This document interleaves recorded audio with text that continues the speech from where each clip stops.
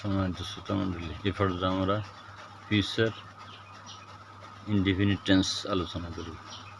Lesson 40, definition. Future indefinite tense definition: কোনো কাজ ভবিষ্যৎকালে সংঘটিত হবে এরূপ বুঝালে এর কালকে ফিউচার ইনডিফিনিট টেন্স বলে।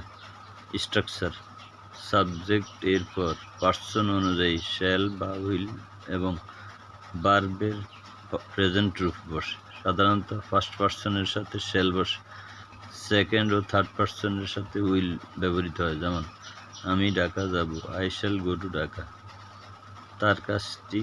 তারা কাজটি করবে, they will do the work. সে আগামীকাল আসবে, হি উইল কাম টুমরো। সম্মানিত ভিউয়ার্স, বেশি বেশি ভিডিও দেখে পড়বেন, তারপরে বুঝতে পারবেন, ভালো করে পড়বেন। টেন্স গ্রামারের মেরুদণ্ড, খেয়াল রাখবেন। টেন্স যত বেশি ভালো করে পড়তে পারবেন, শিখবেন, গ্রামার তত ভালো করে শিখবেন এবং ইংলিশে কথা বলতে পারবেন। ধন্যবাদ।